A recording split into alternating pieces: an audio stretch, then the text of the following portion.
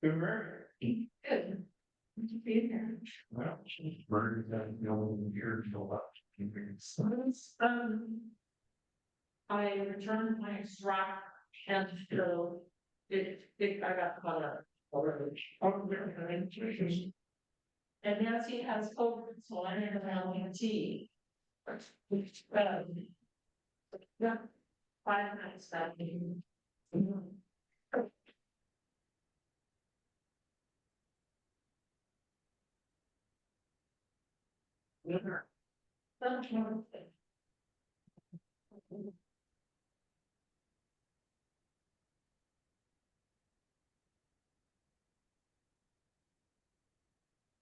And Tracy, we might give it a couple minutes and let a few more folks show up.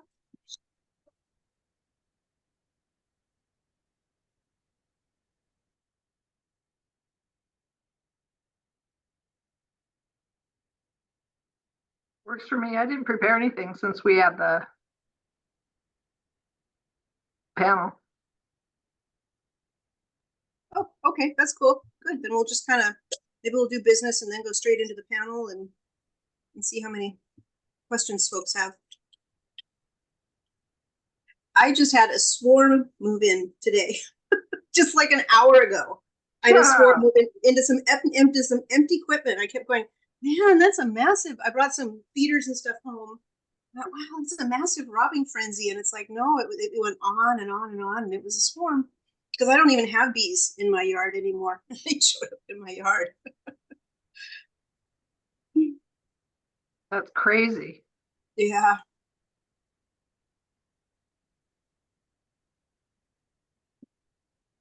Somebody texted me today and said they had honeybees nesting in their yard in the ground. I'm like, probably not. Yep. Do you tell folks to do the fipronil thing or?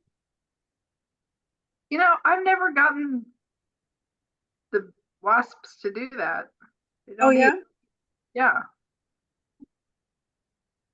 I've never tried it, but I've had people tell me that it works. So, yeah, but I've never tried it.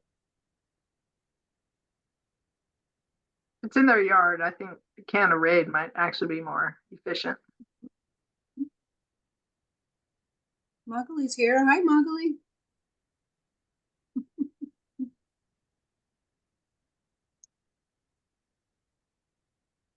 I see Kit's in the room. So let's go ahead. We just have from Lael. Hi, Lael. We just have a little bit of business today, not a lot. And what I've been finding in the various clubs is for some reason this time of year this year that I think people get to August and their bees are doing good and they don't show up to the meeting as much. So we'll see how our turnout does today, but we've got some really, really good speakers coming up for the next meetings.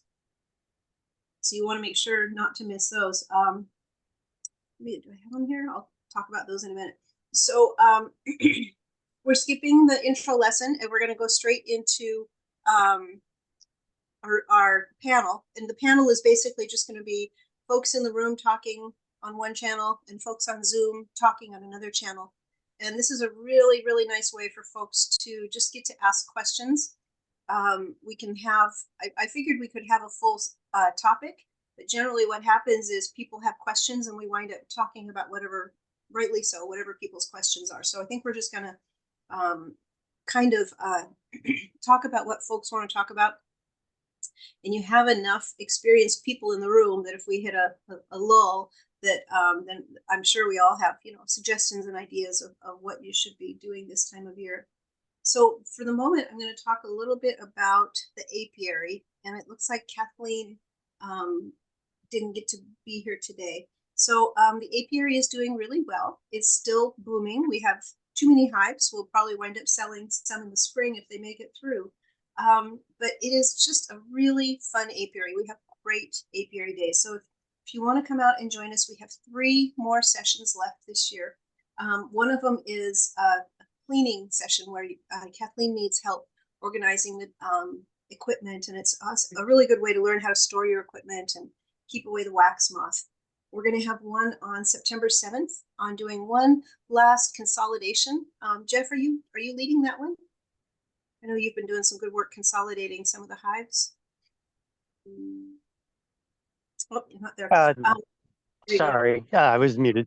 No, I don't. I wasn't invited to lead that one, so maybe. Okay.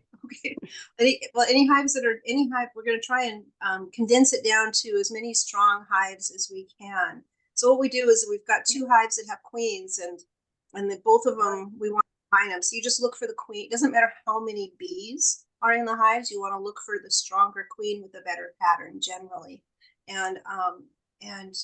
So we'll be doing some of that. The 22nd is I'll be leading winterization. We're going to learn how to tuck the hives in for winter, wrap them up, get some winter food on it, learn about how to take care of them during winter. And then October 13th, which is a great day. It's not a Friday, but it is October 13th is the day when Kathleen is going to need help cleaning and organizing the sheds and things like that. And it's generally pretty fun. So we've had we've had a really good event lately. Kit, do you want to talk a little bit about Chomp? No, I wanted to tell you, I'm happy to talk about Trump, but we can't hear you. Your microphone is doing this womply. Brian's trying to figure out how to help it, but we think it might be your mic. I don't know if people on the virtual get you clearly or not, but it's worth stepping back to ask. I'm just checking in. Okay, Mugly, do you want to talk a little bit and see, or Tracy, and see if it sounds that way for you guys also? So Kit, this is Tracy. I can hear Dawn just fine. How are you hearing me? Does she sound Keep good? talking. La la la. Yeah. Okay, so Brian's turned it up and it does sound louder, and maybe we'll get it more clearly now. But you were talking and I'm sure it was interesting, but could you understand it? Yeah, it was a little bit tinny. Tinny, that's the word. Okay, so we'll go, if you guys hear each other, then Brian can keep dickering with our. Yeah, I think Zoom we can do. Now you are also very low. I can hear everybody else on Zoom really well. Your voice is also very low. So I think it's something on you guys' end. Okay, because I'm standing right next to our speaker. I'm right at the center of the. I do believe Kathleen's coming because I just saw her at the apiary. Okay, good. Yeah, you would just mentioned her Do you name. do you want to talk a little bit about Chomp, Kit? Chomp was wonderful. I don't have prepared remarks to thank all my wonderful volunteers. I wasn't there, so that makes it harder. But it was our 3rd successful year, and we had seven people there that were able to enjoy the event as well as help out at the booth. And I should have those names handy. Do you have them?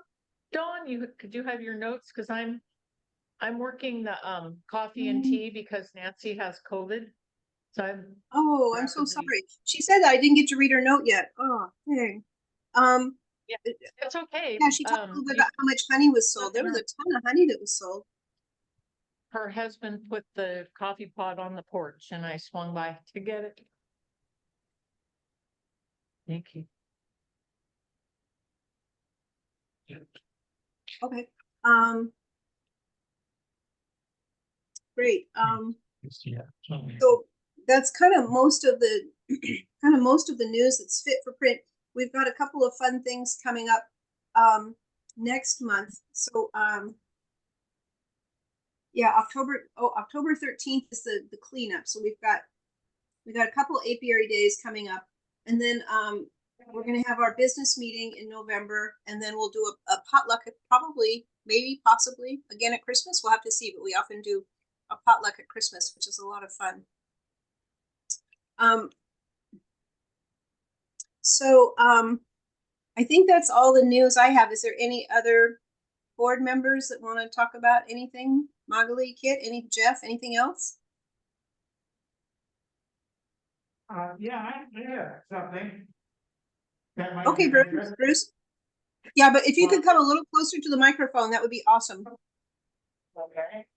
And I guess, could you guys check and make sure that if you go down to the settings on Zoom, and if you choose a different microphone, I mean, it hasn't been a problem before. I'm wondering if last time it got toggled to the wrong microphone and speaker, so maybe we double check that.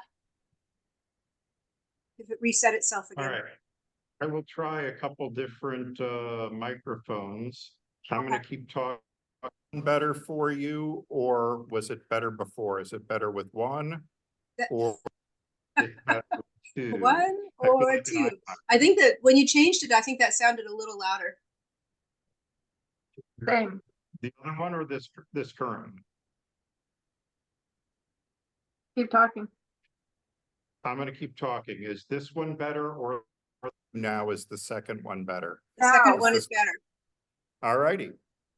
So it might be worth writing down what that setting is, because I think it's kind of persnickety and it resets itself, huh? Thank you for your patience.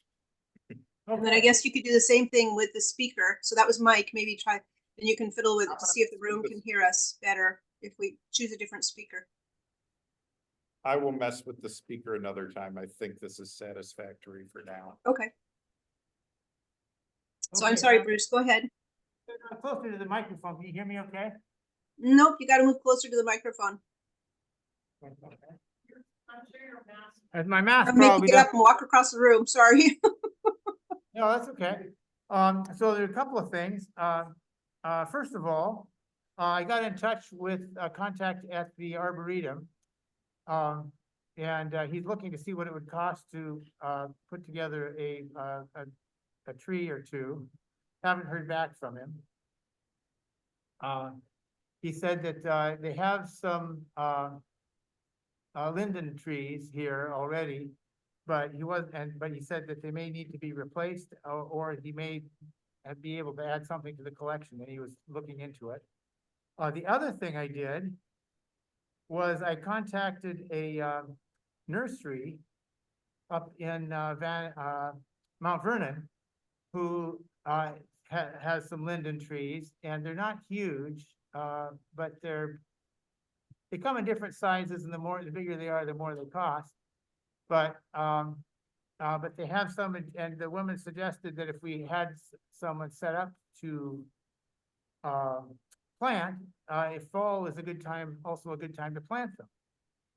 Spring is also a good time, but it would be possible to do that. I figured the cost, along with a gator and some other things, might it would wind up costing about $200 a tree, but they're pretty decent sized trees. They're somewhere around 6 or 7 feet tall, I think.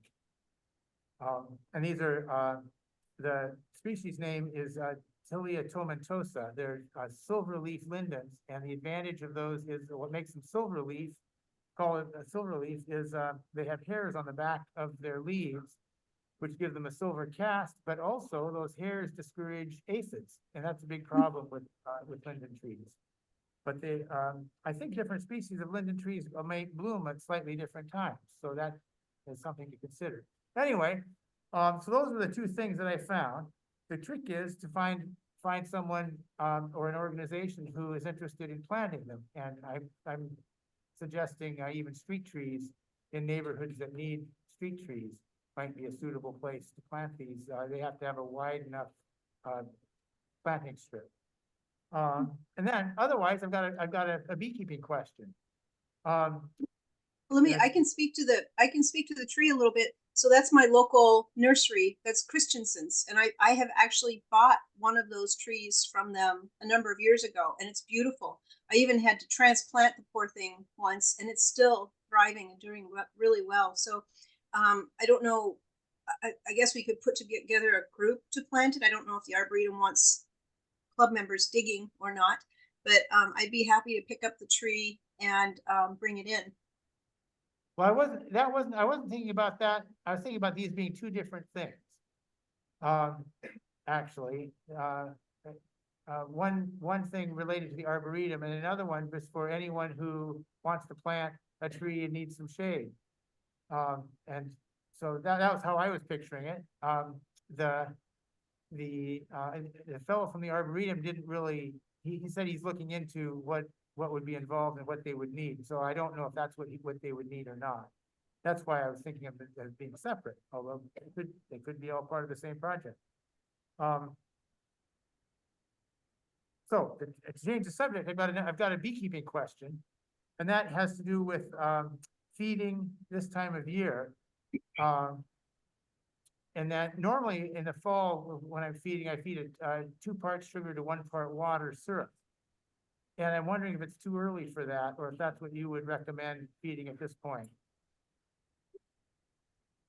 There's probably different opinions. My thought is that as soon as, if I'm feeding and it's after blackberry bloom, then I feed 2 to 1, unless it's a nuke or something that I'm really trying to get to build up and get some brood going to stimulate a little bit more brood. But it gets harder, especially with all this rain and stuff that we've been having, for them to evaporate the honey, the nectar into honey. And so I would definitely do 2 to 1. Tracy or Magali, do you have thoughts? Or Jeff?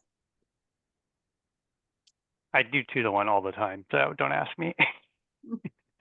I don't like carrying around bottles of water, so I'd rather them get as much sugar if I'm gonna lug it out there. I do 2 to 1 as well. Okay, yeah, I mean, I've often done 2 to 1, and I like 2 to 1 because it doesn't get moldy the same way 1 to 1 does. But I was thinking of, in terms of trying to stimulate brood rearing for winter bees, that maybe the 1 to 1 would be better. But okay, Well, that's if you good. want to stimulate brood rearing, the thing to do is to add a pollen patty. Right, that's my next question, adding pollen patties. I just ran across a hive that had full deep frames, a couple of full deep frames, just loaded with what looked like really fresh pollen. And I'm wondering if using that to feed another hive would be an appropriate thing to do, or if one of the problems I run into is that my frames get loaded with pollen and then they never seem to do anything. What did you say? In the bottom box. In the bottom box. Yeah, right? Bruce, you can share that if you want to another hive, unless you're worried about any illnesses. Yeah, well, it's always a concern. Right, it's in the bottom. Someone here, Pam, was saying these are in the bottom box, and they're just full of pollen. And Yeah, if you have a hive that needs pollen, you've got bee bread in abundance, and another hive steal, because it's going to mold before spring. And the other thing you could do is you could, if they're not putting away enough nectar because they're kind of pollen bound, you could take frames of pollen out and put it in the freezer and give it back to them in the early spring, even before dandelions bloom, and it would give them a real boost.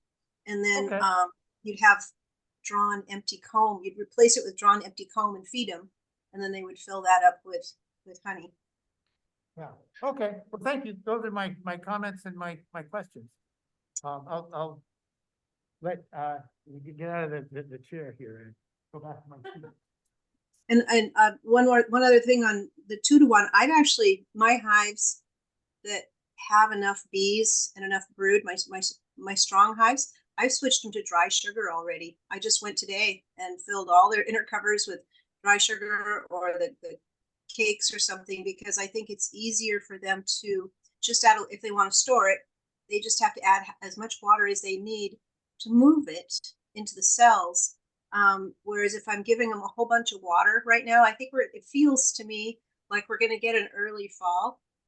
And if I'm filling those hives full of lots and lots of wet syrup and they're not able to evaporate it out in time, then there's a higher risk that it's going to ferment and give them diarrhea. So unless it's a colony that I'm trying to get them to still build up a little bit, they're on dry sugar already. Bruce, the other thing I do is I skip the Pro Health in the August timeframe too, August, September, because it smells so good. I feel like it promotes robbing. So I just leave that out after, when I start feeding in August, and I just use a little bit of lemon juice and some white vinegar to invert the sugar. I think I saw, oh, go ahead, Jeff. I was gonna say, I think I saw Pete- Peter there. Maybe if Peter's got something he wants to add after Jeff. Yeah, the only thing I would say, Bruce, is don't feed little hives this time of year. If you need to feed one of your big hives and steal from the big hive because they'll rob it out. I mean, I don't know if that's what size your hive is, but it's always good to remember that like, your little nukes will get robbed this year if you're feeding them. And that's a really good point. Sometimes you can use your large hives as production hives. So even though it doesn't seem like they need to be fed, there's a ton of bees in there. And if you put syrup on them in another box, they're going to be making honey out of it like crazy. And you can take that and give it to the smaller hive because the smaller hives don't have as many bees and they have a lot harder time processing honey. So take advantage of your large hives and get them to work for your smaller hives. Did you have anything, Peter? Do you want to add in? I know you're there. I don't. Peter at late, got caught by the bridge going out and stuff, but, no, nothing specific I want to add to that particular question. I just was, I must not have looked at the schedule very closely. I assumed we had a beginner's lesson. Did we arrive late? Were we supposed to start immediately here with the roundtable in person, or what's the schedule for the night? No, so since we're doing a roundtable, we're kind of passing on the beginner lesson this month. And so the first thing we did is we spent about 15 minutes going through club business, and we're kind of at the end of the year, so there's not a whole lot of club business to go through. And so Bruce kind of kicked us off with some questions. So we were he kind of got us, you know how beekeepers are. Bruce asked a question, we all start talking. Awesome. Love it.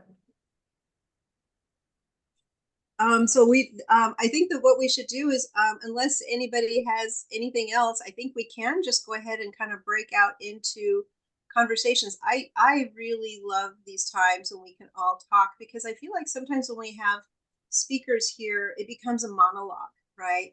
And folks don't get to participate as much. So I love to do at least 2 of these a year where we can all just sit. You can ask your specific questions. You can hear other people's questions. You've just got a wealth of knowledge here that you can lean on. So I think that what we might do is go ahead and break into our separate rooms unless somebody has one more question we all want to share. And then whenever we're done. We'll just treat the Zoom room separately from the live room. Just kind of when we kind of run out of questions, then if we're not at time, then we'll close early, or we'll go all the way to time. Does that sound good? Okay. Question? Did you talk about the WASPA bee festival? Oh, no, I didn't. I should talk about that. Thank you. Coming up in October. In fact, we should put that on our calendar maybe. I know it's showing up in the newsletter. The WASPA conference, the WASPA conference is coming up. Thank you, Kit. And in past years, it's been like over in Othello or in last year it was in Olympia, which is like a really long drive for people to get to. This year it's in Linwood, which is completely accessible to everyone. And it's in October. I'm looking at my calendar here. It's on my personal calendar. I was going to try and look it up. It's like 3 days, and it's not terribly expensive for what you get for a conference. And it's really fun because you can go and listen to speakers talk for the entire 2.5 days. And the keynote speaker is going to be Randy Oliver. And there's just going to be some really, really great speakers and topics. Here we go. It's October 4th, 5th, and 6th, which is a Friday, Saturday, Sunday, 4th, 5th, and 6th.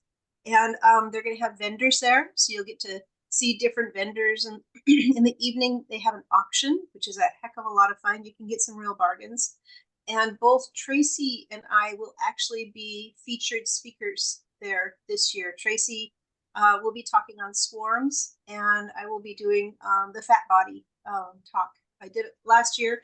Last year, they put me the very last hour of the very last day opposite Sue Kobe. So you can guess how many people I had in my room last year. But they were there and they said, "Oh my gosh, that speech was so good. You have to come back and do it next year and we'll put you in a better slot." So and then Tracy, we all know how good Tracy is, and talking about swarms.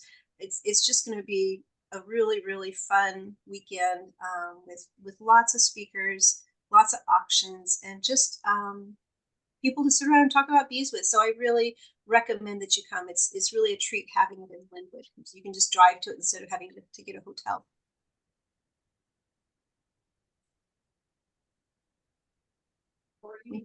Anything else? Any other thoughts? No, no. Okay. I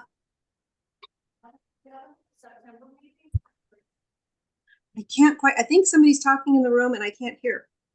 And, or Dawn, Kit is asking if we have a September meeting and what the structure is for it. I'm sorry. So if we have a September meeting and what I'm sorry, you have to repeat the second part. I really am having a hard time hearing. Structure is. Structure. It's the standard structure. We just kind of got a little surprise different structure today, but it's the standard structure. And let's see here. We do have a September meeting, and for some reason my Excel has been acting really funny. I've been having a hard time getting into it. So if you give me 2 seconds, I will close this back out and go back in. We have speakers lined up for both September and October. One of them, I want to say September is Crispin, not Crispin, I want to say Crispin Glover, but that's not his last name. Crispin, you probably remember what it is, Jeff, what Crispin's last name is. And Crispin talks about queens and the how well our queens do or don't do in this area. So he's a really, and I know I think we had him speak a number of years ago, and he's always really a fun speaker. And then I've dropped the gal's name. I'm trying to open my list here, who's coming in October, but she is one of the doctorate students in Oregon State University, because they have a really great bee program in Oregon. And so she will be coming to speak. It will be in the newsletter. So the topics will be coming out in the newsletter. Cass, who's our newsletter editor, has them. And she should be having that newsletter out any day now. She's pretty good about getting it out right around the 1st. So look there and you'll see the fun stuff we have coming up. Then there's no meeting. I mean, there's no topic in November, because we have our business meeting in November when we do our elections. And then December is a potluck. Don, we usually do our potluck as part of the elections in November and don't have a meeting in December. Oh, we do? Oh, thank you. Oh, then Yeah. we don't have a meeting in December. Okay. Yes, good. yeah. And then is it Crispin Given with Purdue that is coming next month? Yes, that's the Yeah, one. He's okay. Crispin Given. He's great. He's going to talk about queen rearing. He teaches instrumental insemination and queen rearing, and so he's going to bring some of his latest information on it. He's just a heck of a nice guy.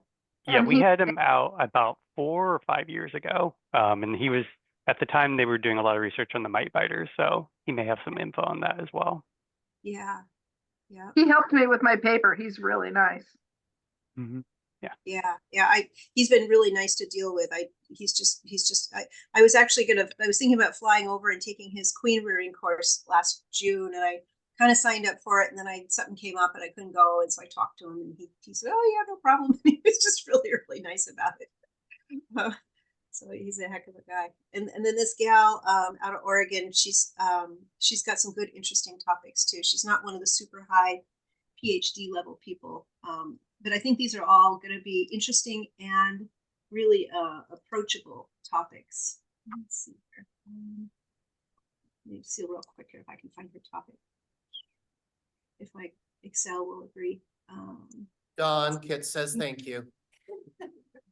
Who says thank you? Kit says thank you. Oh, good. Okay, excellent. Because I tend to talk a lot. I know.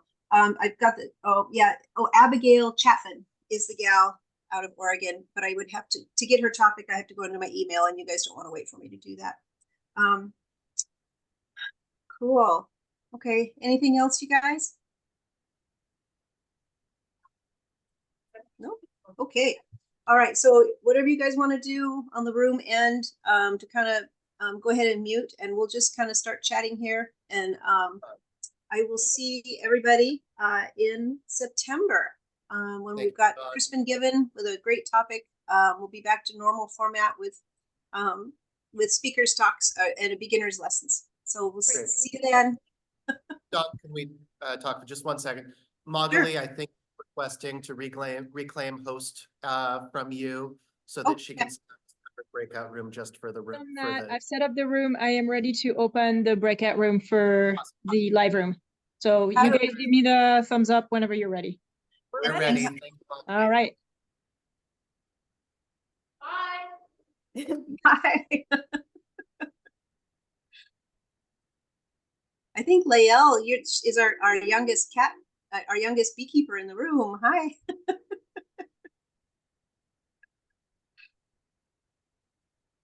So how's everybody doing? How are your bees doing this year, you guys?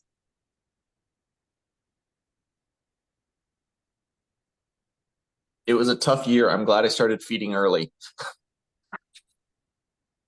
It was a tough year for queens too.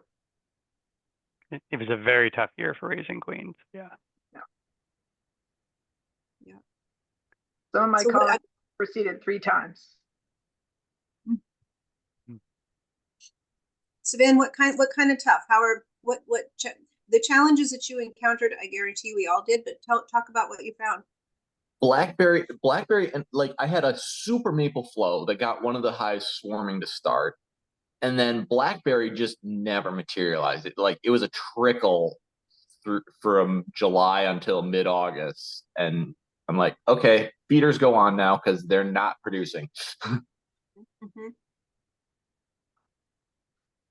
And that's smart. I actually know some people that had their hives starved because they weren't paying attention in June. They had some dead outs in June. So if that's good, you were paying attention and made sure to get some food on. Yeah, it was that dearth started about the 2nd or 3rd week of May, and it hit them really hard. Yeah.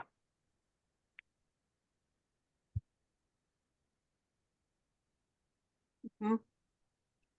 I've actually heard reports literally from not just across the state, but across the country, and even in Italy. I heard a report that they were just saying it was a terrible year in Italy. They weren't getting any honey there. I don't think it's all related because we have such individual weather patterns. It's just so interesting to hear that widespread. It was such a tough year for bees, and I kind of think it's climate change.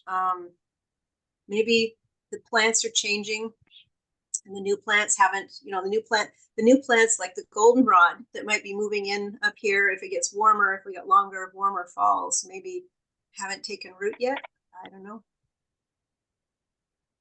I definitely have some hives that made honey. So it wasn't everyone that had trouble, but yeah, it was definitely a tough year for raising queens, is what I was trying to do.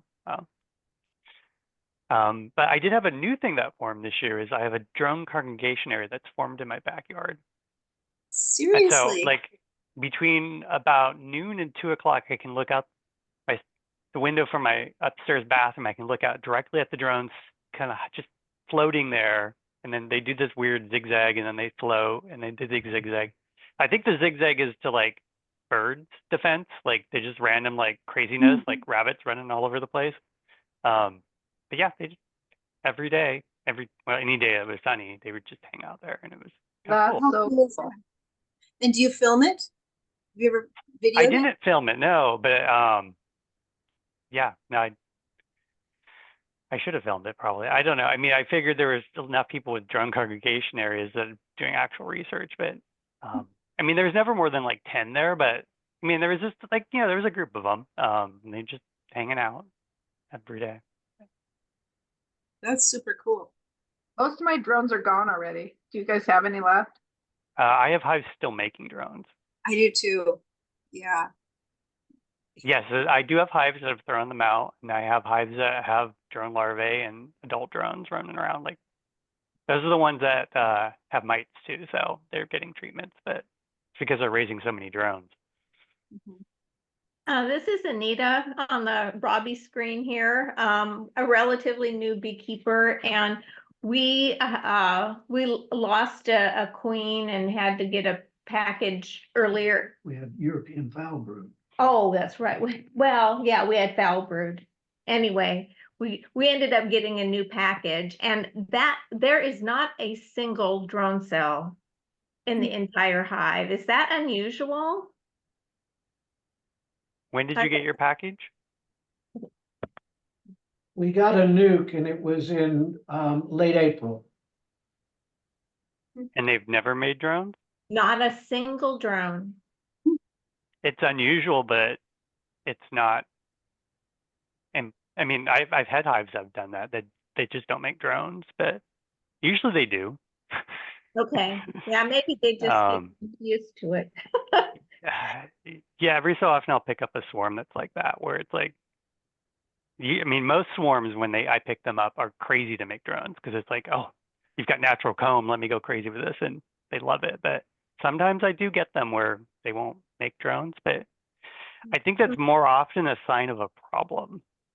Yeah, it seemed unusual to me, but we'll keep track of it. Also, I just don't know when we're in dearth. So I don't know if you guys can give us any pointers because we're not feeding, and I don't know if that's a bad thing or. Anita, I really recommend that probably the best source of information on that is Randy Oliver's talk about reading the combs. And so there's two places to find that. There's a plethora of presentations on YouTube that are Randy Oliver talking about reading the combs to different bee clubs. Okay. I don't know if ours is still posted, but when he came a few years ago, we did record that talk as well. And then on his scientific beekeeping website is a blog on First Year Beekeeper. And if you scroll down in that, there are some really good pictures of what to look for. In fact, he gave me permission to use them in my teaching slides, so I've appropriated those and credited him on my slides, but those slides came out of his First Year Beekeeping blog that is excellent. So I recommend going there because you really want Randy Oliver? Yes. So you really want to look at each time you go into your colony, the amount of honey and the pollen that they have because they need both. And the art of beekeeping, I like to say, is keeping ahead of those needs. So if you go in and there's no pollen, you've fallen behind, which we all did, by the way, in May. We all went in and went, oh no, because the dearth was so sudden and so severe that there were new beekeepers that lost their bees this spring because they just starved. So it is important to start reading those combs and get ahead of what their needs are. But usually August is super dry and we don't really have pollen sources for the bees and not much honey coming in. So that's usually a dearth for us, although we seem to be a little bit past that, at least on the pollen, because most people tell me that their bees are bringing pollen in. But again, you want to look inside your colony when you're doing an inspection and see if, like Bruce mentioned earlier, that his are storing lots of pollen, others may not be. Okay, thanks so much. I'll look him up. And also, if it's your first year, the rule of thumb is to feed nonstop the entire first year. It helps them to build more wax and to raise more brood. And I try and err on the side of really building them up to make sure that they can get through the winter. So my general rule of my goal, I don't make it with all the hives, but my goal is to have 20 frames of bees and 50% of the hive full of honey. So if it's a 20 frame hive, I try and have 10 frames of stored honey. So that's just that's my rule of thumb. Can bees survive with a little bit less than that through winter? Yeah, they can, but that's my goal where I try and get to with all of them. So if they don't have quite a few frames of stored honey already, you really want to make sure to feed them so they don't starve in the winter. And then they learn seem how to be doing okay on the honey front, not so much on the pollen. So, but they've got lots of brood. So, okay, thank you. If you check the chat. I put a link to Randy's beginner pages. Oh, wonderful. Thank you. Thanks, Jeff.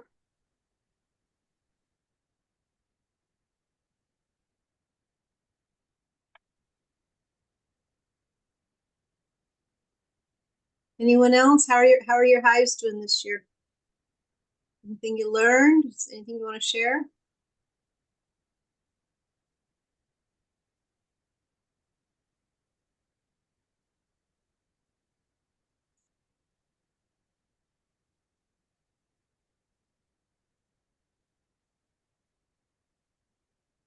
Oops, you're on mute, Jason. Am I Yep, still there on? you go. Okay. Okay. So Tracy knows this, but it looks like my hive went queenless about a couple weeks ago. How late into fall does this become a panic situation? So Jeff's colony went queenless about 3 weeks ago when I was over there a week and a half or so ago. They had a capped queen cell. I think it may have happened when he was checking for mites. And so it was right about the same time. So my suggestion was to go ahead and wait 2 weeks, which I think Jason would be this weekend, and go in and see if you have a queen or evidence of a queen. So you don't have to find the queen, but certainly you want to see eggs in there. And then if not, then next weekend at the latest, if there's still no eggs, in my humble opinion, is when I would buy a queen and put a new one in, because it's too late to try to raise a new one after that. Okay. And are there still drones flying around this time of year? There's just not as many as there are in June and July, but there are still drones. Okay. With my hives, generally, if I get to August, once I get past July 30th, and I might be a little conservative on this, but once I get past July 30th, I just kind of requeen them. I combine them or requeen them on the spot, because by the time you get 20 some odd days down the road, what happens is every day that the queen isn't laying, the existing workers are aging, and your population, you're going to hit this population decline, and they need a lot of really strong, healthy, well-fed nurse bees, which are young bees, to make their winter bees in September. So everything to me, I spend all of August trying to get my bees as healthy and well-fed as possible, so that they can then make their winter bees in September. And I don't want to mess around in August with them trying to make their own queen. I just go out and buy a queen. And the good news is Jason had frames and frames and frames of capped brood. There was 6 or 8 frames of that was a really nice queen. Yeah, there was a lot. Yeah, the queen that passed on was a very heavy layer. In May, June, July, even my new queen mating return is usually 80 to 100%. In August, September, it's less than 10%. So the birds out there, everyone's hungry, the yellow jackets. So it's just, you be a little bit more rigorous, because she probably got eaten in the process of trying to mate. So definitely look for her and don't wait too long. For May, sometimes it's cold. Those queens might take 3 weeks to start laying. I mean, you don't have that luxury right now to wait 3 weeks for a queen to get going, unless you see her. Okay. But if you can't find her in there, which is hard to do for a new queen, I'd get a mated queen in there soon, because even if you put a laying queen in there now, they got to get her out of the cage. She takes a few days, so it's a week before she even starts laying, and then 21 days before those first workers come out. So your hive is dying for the next month. Okay. So it is really important to get new workers in there as quickly as you can. Okay. Excellent. Thank you. And that kind of made me think of something that's always, I seem to encounter this every year, is depending on the race of the bee, some of them decrease brood rearing a lot. And if they're Italian, they address winter by making babies all winter long, right? But if they're carniolan types, they contract that brood nest and the queen can stop laying. And sometimes you get to that last check, in September, and you don't find any brood at all. And there's still lots of bees in there. And you just kind of going on a wing and a prayer that the queen is still actually in there. Because also, you're ideally not going through every single frame in September either, but I've encountered that a number of times where I'm not saying this is your case, Jason, but Yeah. just for folks that sometimes if you get in there in late September and you don't see any brood, by that time it's kind of getting too late to replace your queen anyway. You just gotta hope. And if they don't come through winter, then you can combine what's left with a spring hive. I let a hive supersede last September. The queen was there, but I didn't know she was a drone layer until March when she started laying, and it's like, she never made it. But she made it through winter. Yeah. So yeah, then it was a combined, because there was still plenty of bees in there. They just didn't have anyone to lay. And how did you know she was a drone layer? What does that look like? She's making a mess of all my worker comb. Yeah, you definitely know when you got a drone layer because it looks like a mess. Especially when I have natural combs, I have drone combs. So when they're sometimes the drone layers will just lay in that and they'll avoid the worker comb, but eventually the laying workers will kick in too, and you'll get a mess. Yeah. I have a question for everybody. What are you doing to treat for mites and test for what your levels are right now? I don't have bees. Then you have no mites. That's a good thing. Yeah, I picked up a mite bomb. I've been near zero mites all year, and then they went from 1 mite to 60 in 2 weeks on an OAV 2 days later. Did they throw out all their drones? No. And when you say 60, is that bottom board drop or was that an alcohol? Bottom board. Bottom board drop immediately after an OAV hit. Yeah, I find any hive making drones right now, they have mites, a lot of mites. Powdered sugar on them. They'll knock off the mites. Not an effective treatment though. Yeah, I know, but like it helps. So they've actually looked at research studies and determined that powdered sugar is not effective.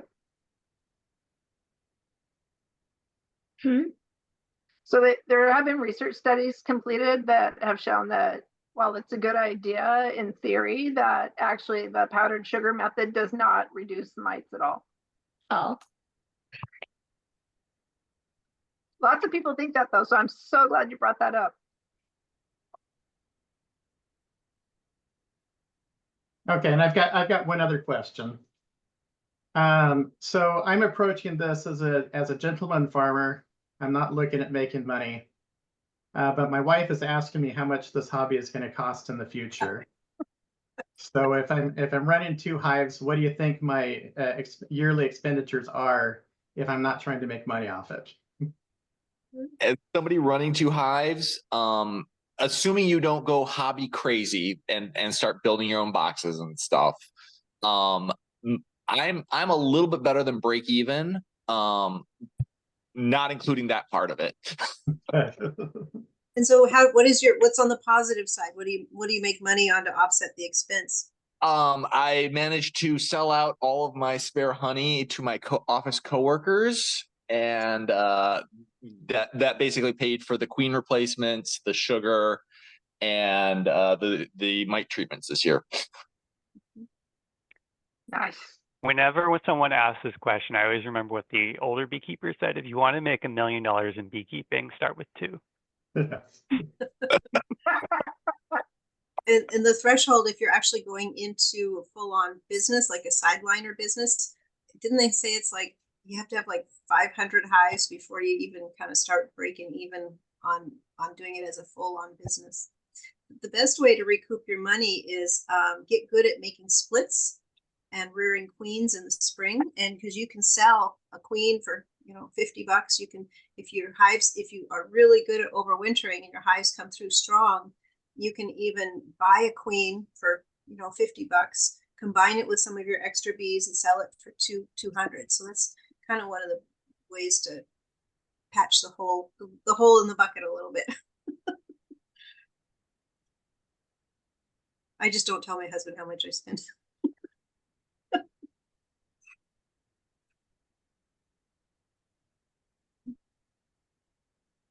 The There is beekeeping is bee math, more though. beekeeping ahead. is more rewarding if you're single, right?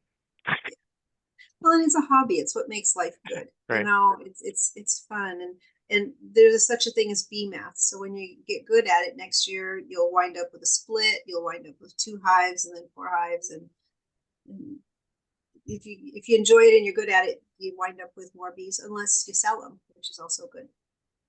Some people get good at just kind of raising a few queens in their backyard, and they catch swarms. And then they match a new queen with that swarm they picked up, and they sell those.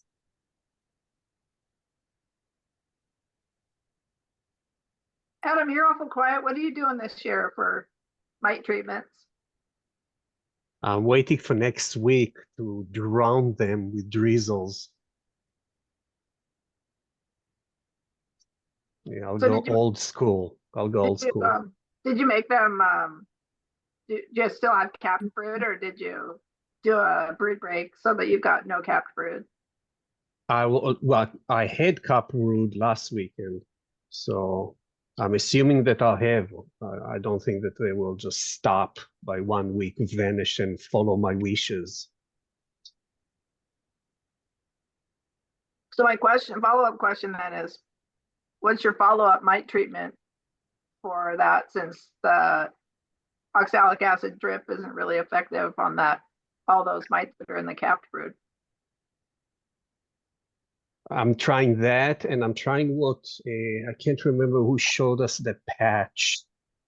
Look like pads with the acid and the Oxalic Yeah. acid some- extended. Yeah. exactly. So I'm trying both of them. Last year it wasn't that, it didn't help a lot. Last year, all my hives died in the beginning of the winter. They didn't even went into the winter. I have no idea why. Getting to the point that Tracy's trying to make with oxalic acid, it only affects the ferric mites. Yeah. So it's a long treatment. It's, you know, you need to use like a formic or something if you need that nuclear option to like wipe everything. So yeah, if you're just using that one treatment, spot treatment Yeah, I with won't oxalic acid, yeah. it's not enough to I be won't effective. able to do one. There's no option. So last year I tried one thing, didn't help. All of them died. This year I'll go more aggressive, but I need to wait to see what will be inside the hive. And this might be a little late. I'm on the early side. I like to have my treatments done by the first week in August. So if it's a 20-day treatment, I start in the middle of July. So I'm a little on the early side compared to most folks, but generally you want to be almost mite free early in August. So it's a little late. And I thought Jeff suggested using formic. If you haven't treated yet, if you put those 2 pads of formic on there, that could be enough to save your hive and get them to overwinter. Because if that mite count is really high, 80% of colony losses are due to the effects of varroa mites. You kind of have to keep them low all year long. You need to treat in the spring and kind of flatten that curve. Remember that term, flattening the curve, because they bell curve up in August. And so we got to knock them down in the spring and flatten that curve for the rest of the year, and then kind of stay on them. The extended release sponges are really, really good, but they're not a treatment. They're more like a prevention. And so those are best used when you keep them on nonstop the entire year. I found with the duration of those sponges is about 30 to 40 days. Randy has said 60 in the past, but yeah. I find after about 30 days, mine are either chewed up or propolized over. And so they're I not. replace them. but it's still, last year it didn't help. Yeah, and the other thing, if you're in the city in a concentrated area, we have a wave in September too. Even if that comes from not, it's one thing you're, Don, you're thinking about your hives and getting them clean, but in the city you get this wave of dying hives around you, so you've got to have like a second wave of treatments ready to go in September. Yeah, I actually know which hive mine were robbing from because the owner had to take it away, and I'm like, yep, that's where my mites came from. I just recently heard something that had never occurred to me is one of the places that they come from is not even neighbors' hives, but swarms that have swarmed off in a tree somewhere, and they start absconding or collapsing in the fall, and they show up in everybody's hives. So it might not even be neighbors; it might be these kind of semi-feral hives. I picked up a few swarms. I didn't pick up any this year, but in previous years I picked up swarms out of trees. They were covered, the swarm bees were covered in mites. It was disgusting. I was like, am I taking this home? You know, it's just, yeah, it's just, yeah, those aren't resistant bees if you're in the city. If you're out in the middle of the mountains in Rainier or Olympics and you find a hive, that might actually be some good bees, but not what you're getting in the cities. Those are garbage all around.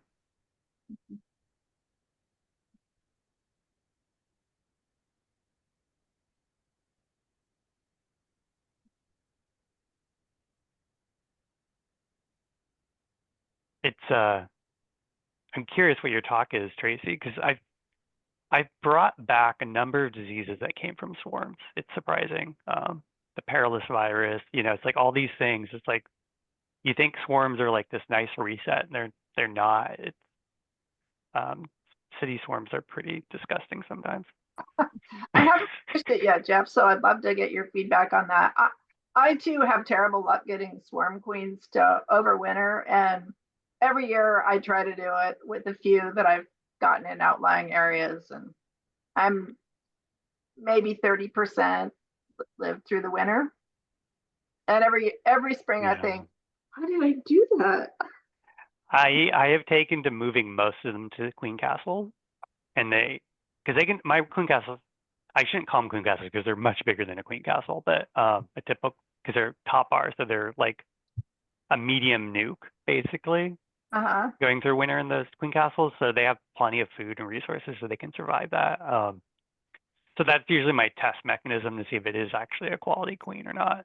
Yeah, my test mechanism is I put them all in Palmer nukes, which for those of you that are unfamiliar with Palmer nukes, it's a 10-frame box, but it's built like a townhouse, and so there's double dividers in the middle, so it's essentially 4 frames on the bottom and 4 frames on the top, and on either side, and I have them the entrances on opposite sides, and I do a little bit of tough love that I would use oxalic acid dribble when I first get them because there's no capped brood. I wait until they've got a little brood to keep them in the box, and then I do oxalic acid dribble before they have any capped brood, and then I use oxalic acid strips.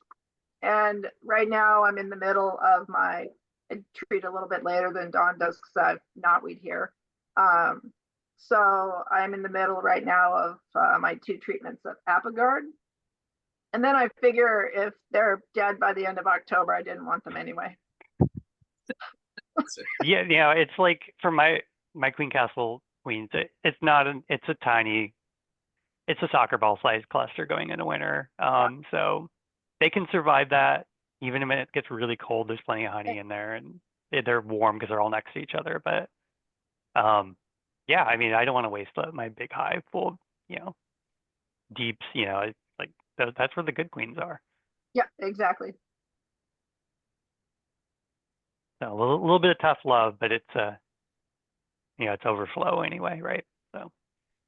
And it's just always so tempting to keep those swarm queens when really I know I should be replacing every swarm queen. But when they first swarm, they lay up everything, right? And say, oh, look, they're going to town and they got good brood patterns, and then they just kind of poop out. Every once in a while, like I have a black diamond swarm that I got years ago, and that line is amazing.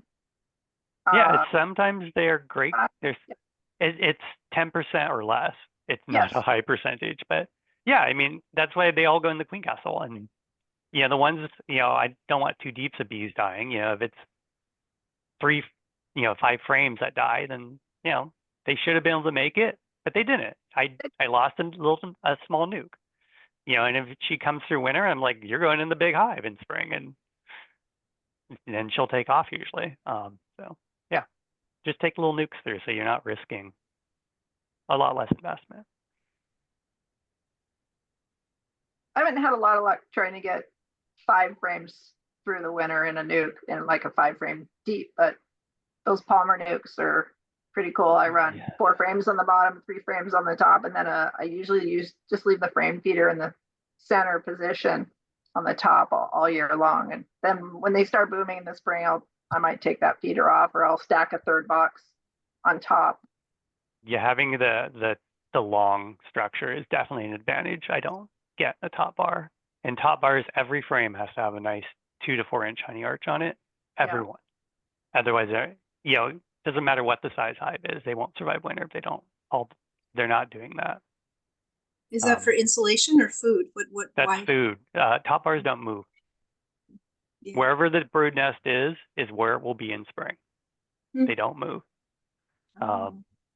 So yeah, if you don't have food, you know, if you have 6 frames of all brood and there's no honey or anything to be found, and you got some pollen over here, then 200 pounds of honey back here, they're dead.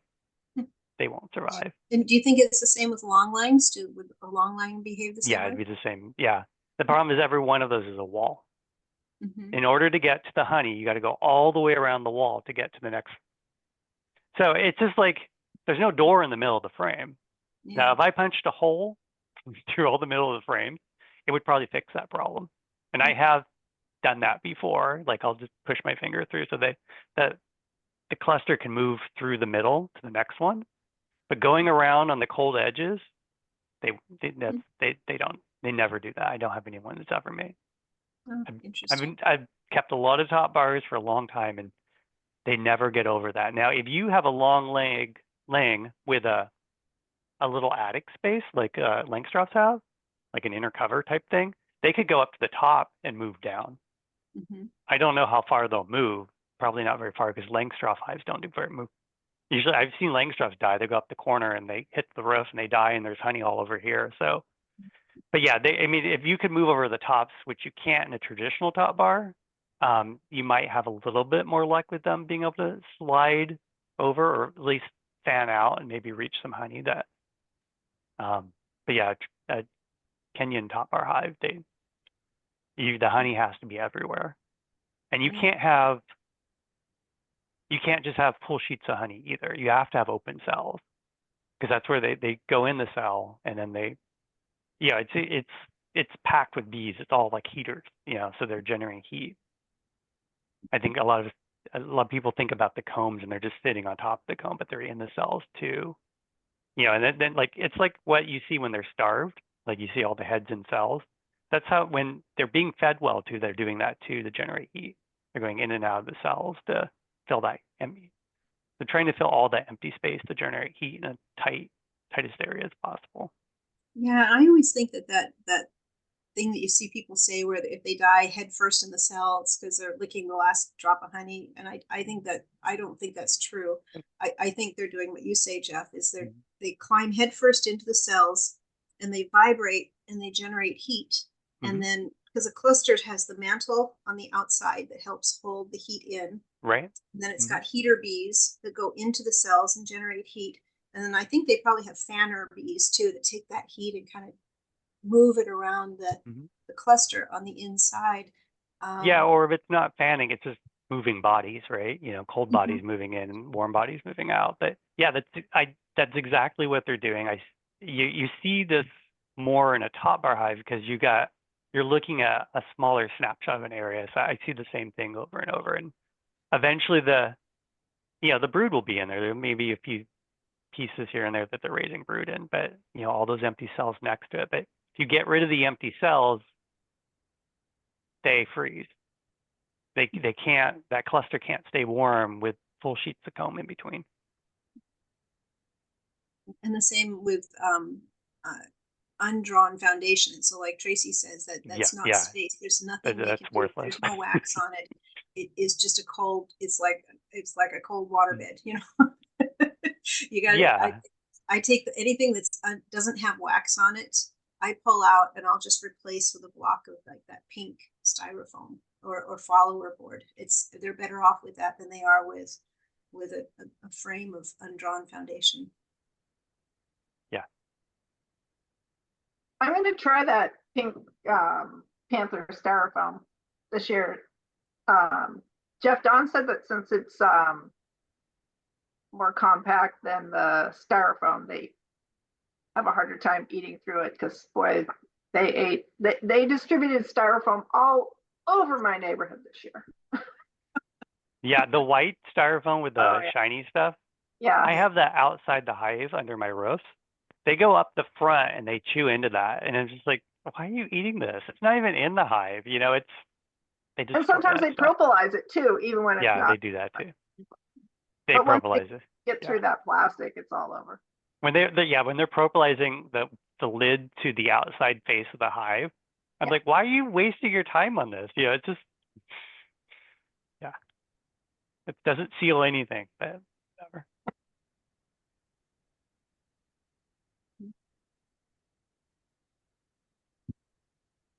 I feel like we're going to get an early fall this year. I don't know. It's not feeling like an Indian summer. Yeah, I agree. Summer started?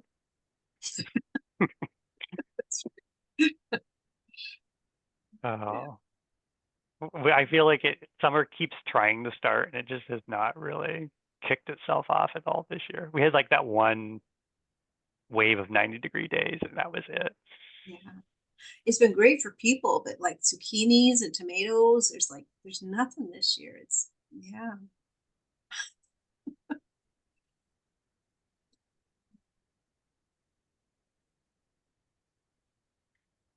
How about Bill and Doug? Any questions? Any thoughts on the year?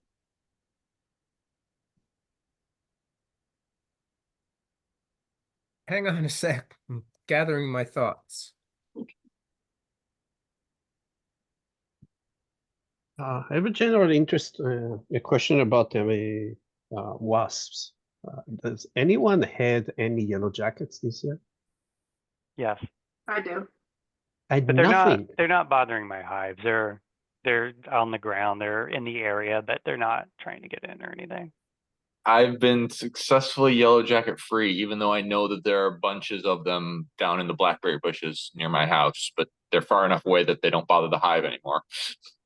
Every year they normally do, but this year they're just not. They found my hive once and then they died and never came back. I found that I had quite a few, and then the rain. If you've checked since it's rained, it seems like I think maybe their nest in the ground gets wet or something. But I noticed a lot less of them today after the rains. Usually I'm covered all around, battling zones and need the protection on the hives. And this year it seems like a waste to put any protection. There was nothing, absolutely zero. It was interesting if it's the weather.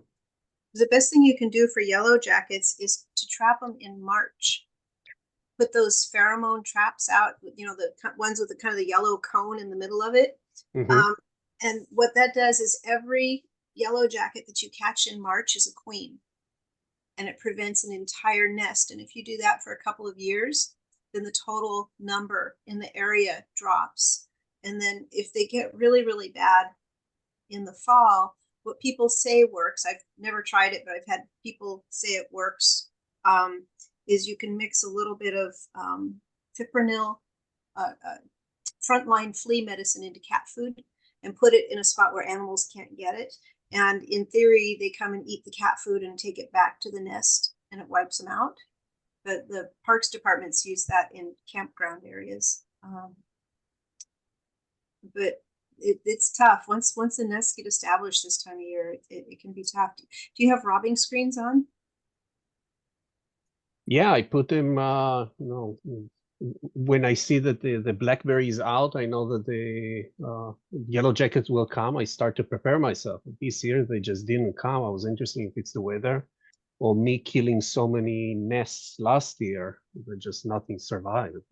Oh, you don't Seems have like them. Oh, good. I thought you said you did have them. Oh, good. yeah. Adam, that's a good problem to have.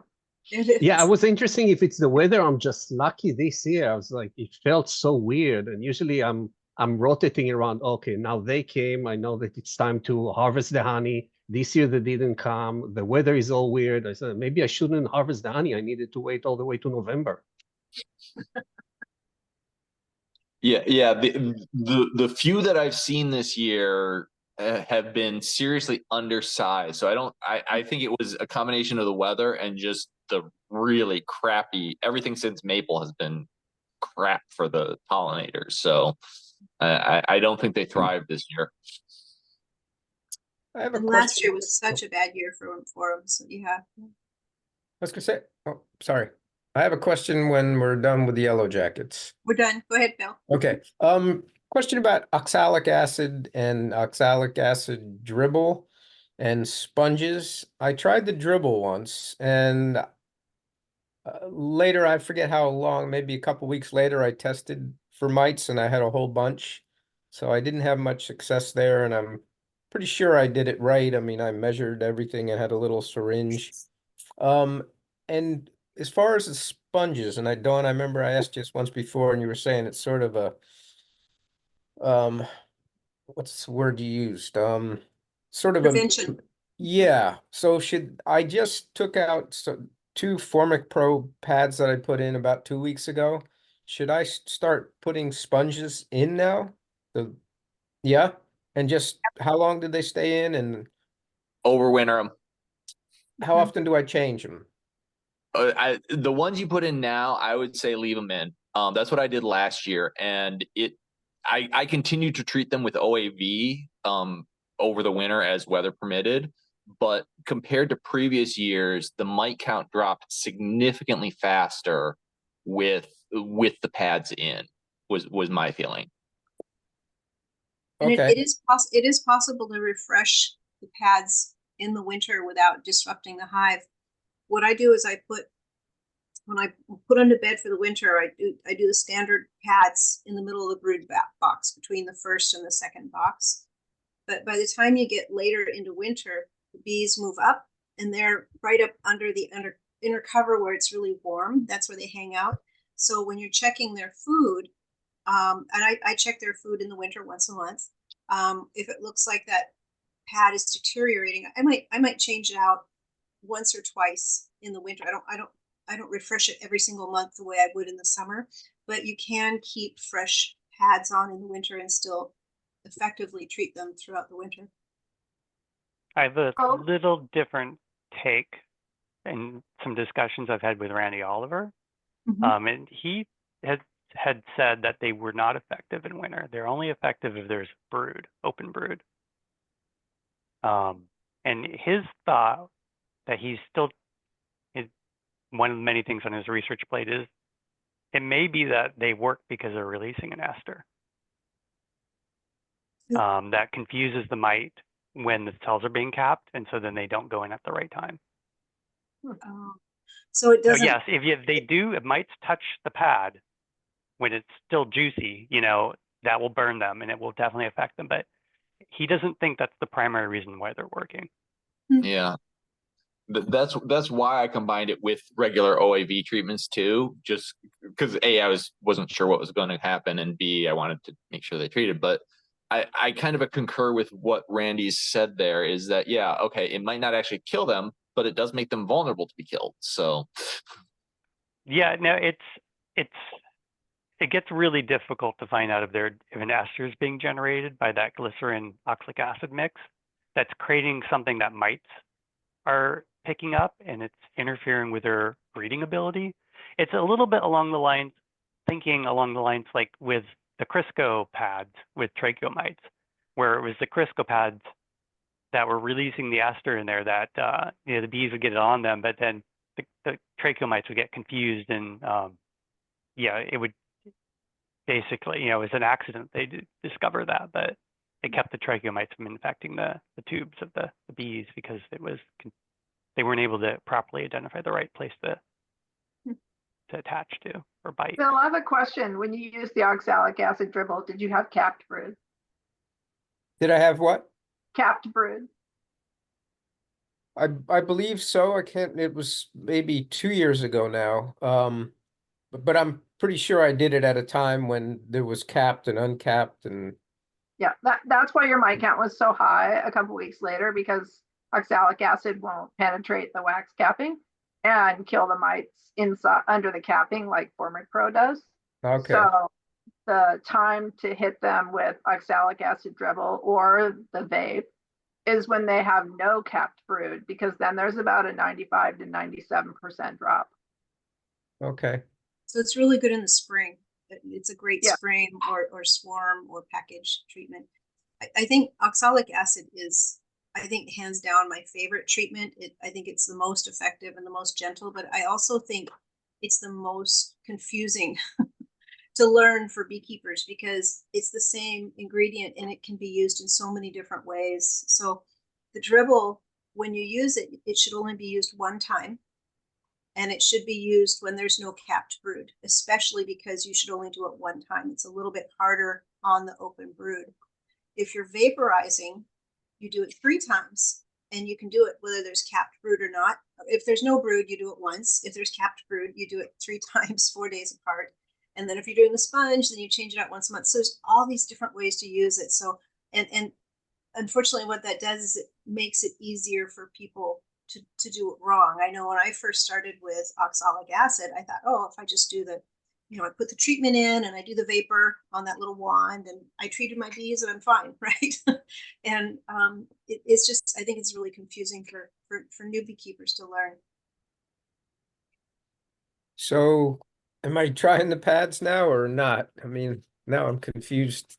I Still mean, if you want to knock the mite count down, the pads are not the right choice.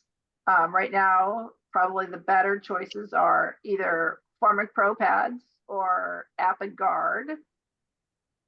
It's still warm enough to use Apigard. It is 2 treatments, so you need to get moving on that if you're going to use it, or use formic acid.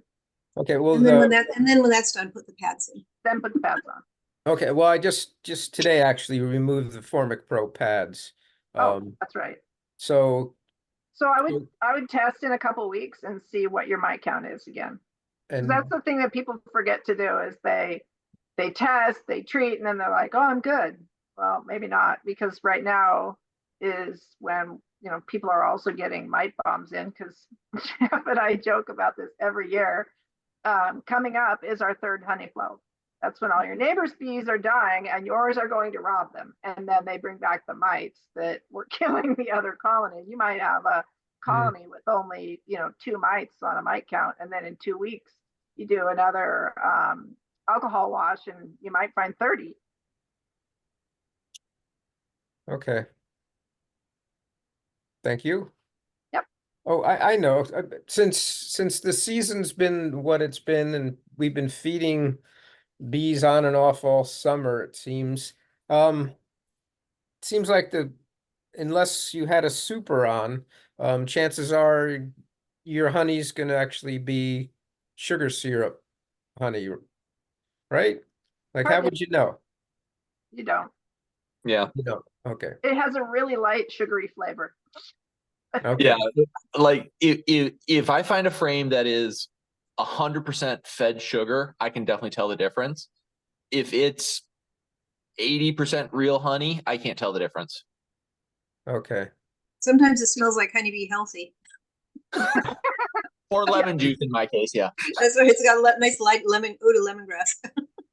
Or if you That's just or if you just put Apigard on, it tastes a little bit like Listerine. I don't recommend selling that. Not good. It's not terrible, but I don't think there's a good market for it.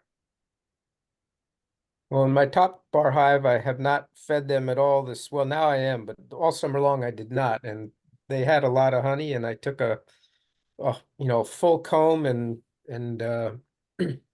took the honey out of it and very light and really delicious. So I know that was, unless they were robbing my other hive, but I didn't see any of that going on. So I have at least a quart of honey for all my troubles. Mhm. I Well, only they had say in my the one Northwest that on the this trip. average amount of honey that bees bring in the Northwest on an average year is around 60 to 90 pounds, and they need about 60 to 90 pounds to overwinter. Right. Yeah. So it's often a labor of love here. Although not always, but it's a joke. So then add all your expenses to that bill and then determine how expensive that quart of honey is. Oh yeah. Way too expensive. And your labor. It's more expensive than caviar. Yeah. I don't even want to trade it for eggs. I go, this pint of honey is so much more work than that 4 dozen eggs. I don't know, 3 to 4 dozen Sure. eggs.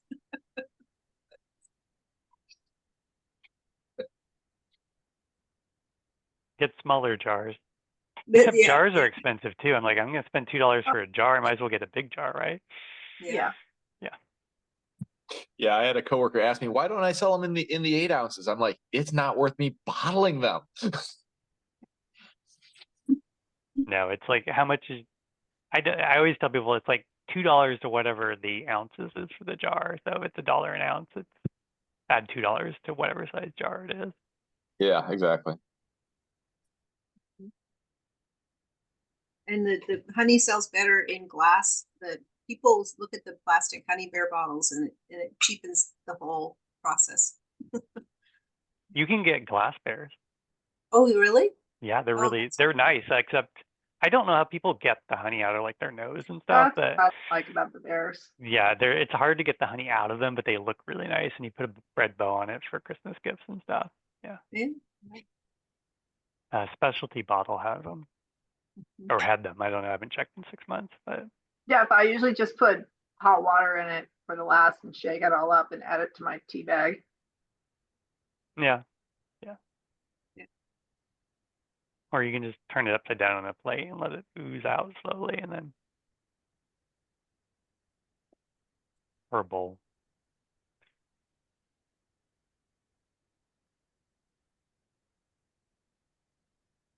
So when you winter feed, do you guys do dry sugar or do you make sugar cakes or what?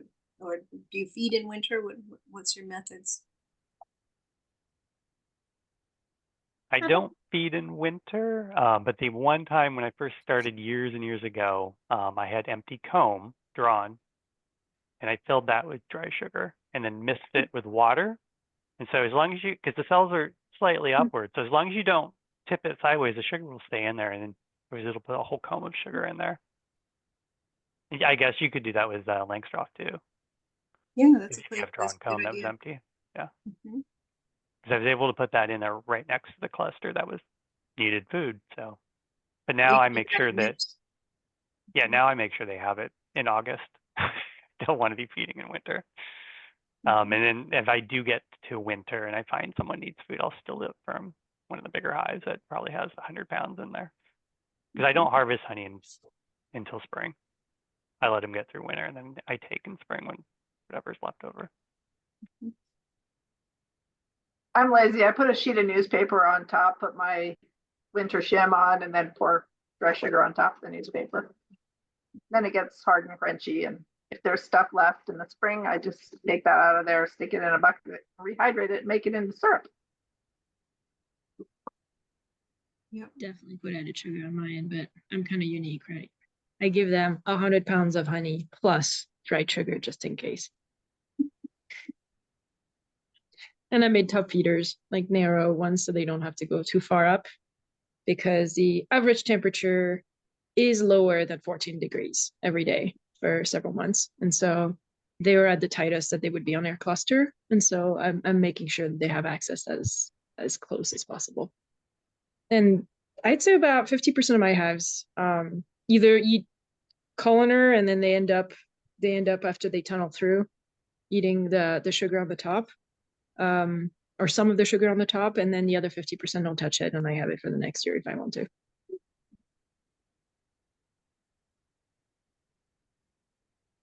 the time I did feed dried sugar, it was really entertaining to watch the entrance activity because you could see them carrying sugar crystals out, and then they would get about to the entrance of the hive, and they start walking in circles, and then they would take it back in. Like, I think their instinct to clean the hive of like this debris, and then at some point it probably dissolved in their mouth, and by the time they got to the entrance, this is how my thinking. Who knows if it's real, but then they're like, wait, this is sugar, and then they take it back in. So Oh. I don't know what they were doing, but they were definitely trying to take it out, but then changing their mind at the last minute. Wait, this isn't styrofoam. Yeah, no, it's not styrofoam. I switched over to all my hives have the deep inner covers, the Man Lake ones that are like 1.5 to 2 inches deep inside, and it's got a round hole in it the size of a jar feeder. So, and I use those all year long on every one of my hives. And in the winter, I do what you do, Tracy, except instead of newspaper, I just fill that inner cover with the sugar, and it works great. And because it's not directly on top of the frames, I don't think they recognize it as debris, and they don't try and carry it out. And the other thing I like about it is because basically the height on it is so tall, and it's got the entrance, the upper entrance, the telescoping cover sits just above that upper entrance. And so you don't have to worry about if the telescoping cover is blocking their upper entrance in the winter. So I I like tried that those. one year when it got really cold and the bees some of mine starved because they didn't go up and on top of the wood part. Oh, really? Okay. I've never encountered that. Yeah. Kathy convinced me to do it, and then I had 2 or 3 colonies starve, and I was so mad at myself. Well, we lost one in the apiary last winter. But the reason I couldn't go up is I didn't notice that when we had folks there putting everything together for winter, somebody took that extended release sponge and just put it right in the middle of the frames. Oh no! It was blocking the hole. And that was a real heartbreaker. Yes, yeah, I remember when we did the dead out class. It was like, oh, this is sad because look at how big this cluster is, and there's no food, and it's all right there, but we have these pads are just like the long way on the frames, and there's made a wall. This is the same problem with like a top bar because they're not going to go around. It's too far. Yeah. Why don't you just feed your bees just melted sugar? That's a great question. So in the fall, they'll only eat the syrup down to about 55 degrees Fahrenheit, average daytime temperatures, and then it gets too cold and they won't drink it. Oh. Too much water in it. Yep. And chills them. Yeah. And in the winter, every pound of honey, for them to metabolically process a pound of honey, they throw off a 1/4 cup of sugar. So that winds up being about 1 liter of water that's just generated inside of the hive every winter. And that water forms as condensation, and it soaks, it moistens up the honey and the sugar, and it makes it easier for them just to lap up and drink the honey the way it is, or they harvest it and drink it off the sidewalls where it drips down, and they recycle it and use it. So they don't need pre-wet sugar. They kind of add water as needed. Yeah, I like the way you're thinking. I think the other question you might have is why don't we just heat the hive to keep them warm? And the problem with that is if the bees are warm inside, they start eating more food and they start brooding up, and then they go to fly out, and they fly out into this cold, icy weather, and they fall basically, they freeze and they fall right on the ground frozen. So if you wanted to, you could look at some of the fun research that WSU's been doing with their warehouses, where they keep the bees in a cold environment with high CO2 levels to sort of keep them in this, not necessarily dormant, but this waiting state. So they're waiting for actual real nice weather to come back. And they actually do really well in that environment where you don't get super cold, but you're not getting too warm that they start brooding up too soon.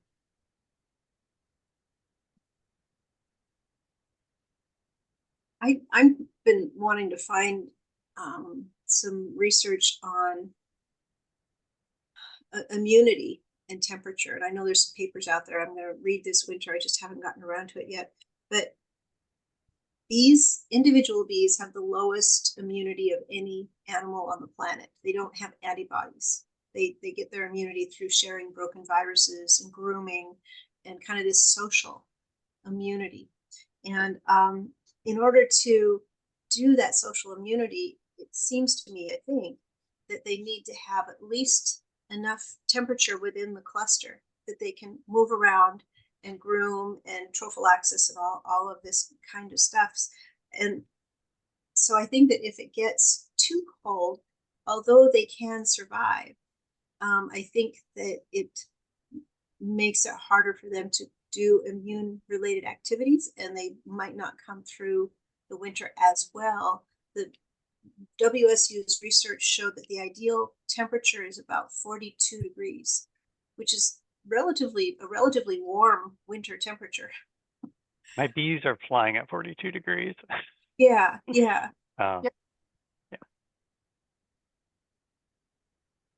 That's interesting because I have done a lot of reading on the epigenetics and how they activate genes by sharing food, and it's really interesting. Like if you have a sick hive, you can take a frame of healthy young bees and put into that hive, and they can almost kickstart that immunity to the hive and stop the chain reaction that seems to be happening.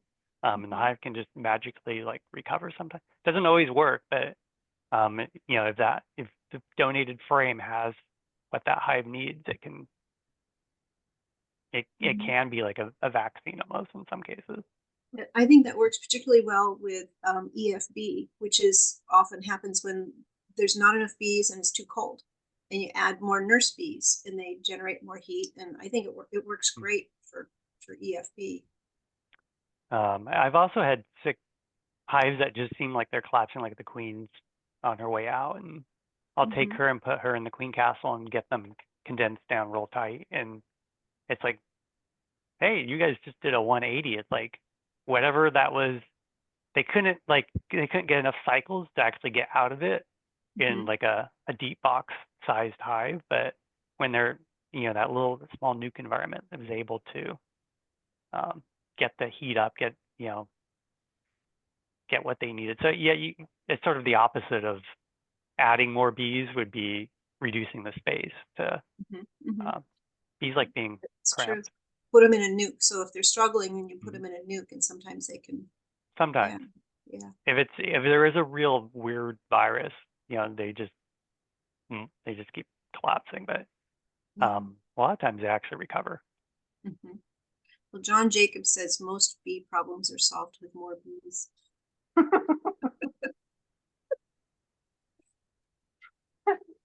That's for you, Jason.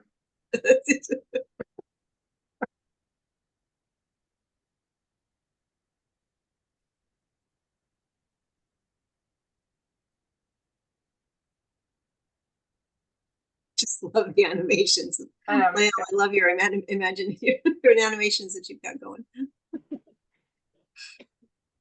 I was in a meeting once at work, and it's just like all these people from other areas, other companies coming in, and I hadn't been on Teams very much, and I was like changing seats and stuff. I thought it was just my view. Oh, I kept changing, and no one said anything. They had it in gallery. Yeah. I have a bunch of coworkers that use the makeup filter now, so they don't have to do their makeup. And I was like, that's a thing? You guys are using what? What are you doing?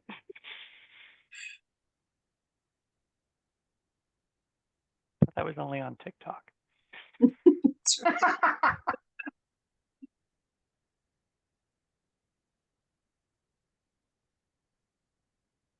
So how are we doing, guys? Any other questions? Do we want to keep going for another half hour? Where are we at? Oh, Jason's there. I'm probably good unless anyone else has anything really burning to talk about. Oh my God. There's a bunny. It's awesome. So is it, how do you say your name? Leo? Yeah. That's how you pronounce it? Is that correct? Yeah. Okay. Are you getting a hive next year? When we move a house, which is probably going to be a few years. Yeah. Are you in Seattle now, or? Yeah. That's cool. It's really then good to learn ahead. You're going to come to the apiary then next year and help us work the actual hives there. I guess so. I'm gonna get a cat and some bees like at the same time. I don't know how to do that. Like, Well, going to the apiary during those weekends, if you can go, is excellent I can go. opportunity. We have kid suits there, so you don't need to just show up. Get your parent or guardian to give you your okay on the medical form, and yeah. It's really fun. You can hold a frame of bees and learn how to find what the different kind of bees look like, and the hive smells really good. It smells like honey and wax, and it's just magical. Drones are fun to hold because they don't have stingers, but you do have to watch that they don't poop on you. I once went to an apiary and the guy forgot to put one nuke in, and just like the bees built like a comb thing in there. So Oh yeah. Yeah, they left a frame or two out. Yeah. yeah. Yeah. Yep, that's happened to me. I kept that comb for a while. It was 2 frame wide. It was really big. It had a lot of honey in it. Yes. Speaking of bee poop, so I keep most of my equipment, my unused equipment in my garage, including wax I'm melting and whatnot. And my car got some bee poop on it. I went and washed it, parked it outside way far away from my house at work, and more bees pooped on it. I'm like, really? Because it's like they're running into the windshield and going, oh, it smells like bees. And oh, wait, this isn't bee stuff. Are you parking downtown? Bellevue. Yeah, most of the buildings have hosted hives on their roofs now, so I would imagine anyone who parks in the city anymore is going to have bee poop on their cars. It's a good thing. For a while there, I thought we were losing all of our bees and pollinators, because you used to drive down the highway and get bugs all over your windshield, right? Yeah. And there's so few of them anymore. So a little bee poop is probably a good thing. I once drove down the highway going back to Seattle when I came from Yellowstone, and like a bunch of mosquitoes started just like, I don't know, just like appearing on our windshield, and like Okay, run them over. whenever we try to like wash it off with the car thing, it won't wash off. All it does, it just is like spreads it and it smudges it, and the car headlights makes it like make it more visible. So we had to go to the car wash and just like clean it off. Yep. I could see that. Usually when my bees poop for the first time, they hold it in for about, I think I calculate about 5 months, I think, usually, between the last time they can go poop and then the first time in the spring that they can go poop. So when it's time to go poop and you have a 45-degree day, everybody comes out, and there are so many bees that come out that the snow, because it's still snowed in everywhere, the snow turns all yellow and it looks like a giant leopard in the entire backyard. Pretty funny. That's when you want to have indoor activities for yourself that day. Yeah. Speaking of poop, we had last year a hive that I think it was eating. We have an oak tree that has aphids on it, and the aphid, I guess it's aphid poop. Is it aphid poop? Is sticky and falls on the car, and Yeah. and then we noticed so that the bees were like really productive that year, and I'm wondering, do they eat the aphid poop? So it's honeydew, and the trees make it in response to the aphids eating them. So it's like tree blood, kind of. Oh, uh-huh. So it's a defense. The trees are trying to defend themselves from the aphids, but it's a sugary sweet thing. So the trees produce it, and that attracts ants, and ants will eat the aphids. So the trees the trees are trying to protect themselves by calling for basically I thought ants to ants come. help the aphids. Do they farm them and then they milk them just like we milk cows? Yeah. And I guess the honeydew honey is harder for them to digest in the winter. It has more solids in it than Oh, honey okay. honey. So when they have that, you might wind up with more dysentery and poop in your hive because Oh, it interesting. has more Yeah. solids and they can't hold it as long. Huh. Thank you. If anyone wants in the chat, I posted a link to a story.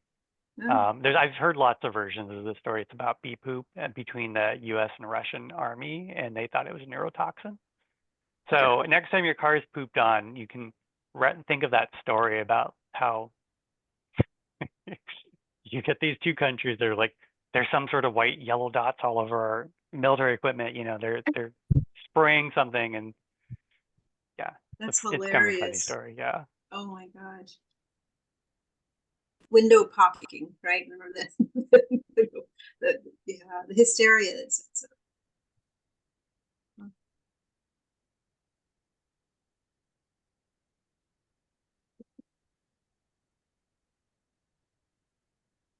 Wait, how do I get out of here? I mean, how does it out of the Zoom meeting? No, not the Zoom meeting, like Out of Hawaii? no, like the story. How do I get out of the story? Oh, I don't know. Oh, if you click, Maybe you you should be able just to. I minimize think if it. you go to the upper right corner and there's a little straight, third one from the left from the right is a little straight bar. There's an X and a square and a straight bar. If you click on the straight bar, it'll shrink down. Or you can go down to the bottom of the screen and zoom. There's a blue button that says zoom. And if you click on the zoom button on the bottom of the Oh, screen, I see. I see you guys now. there we go. Yeah, okay.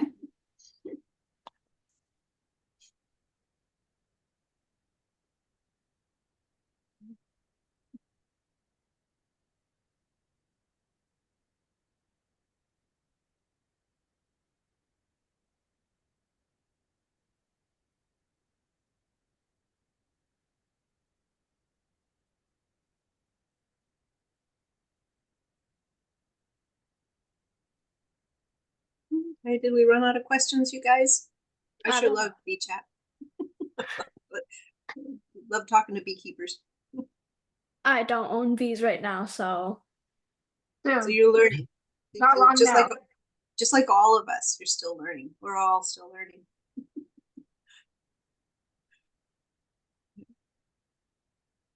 Okay, guys, I'm gonna go ahead and call it. Thank you. Have a Okay, fantastic. Thank We've got a you. really good speaker next Thanks. month. Bye. So make sure to come, and if you can come to Apiary Days, I'd love to see you there. Is Chris been remote next month, or is he in Yeah. person? But he was willing to fly in. It just costs. Yeah. So he'll be here by Zoom. Yep. Cool.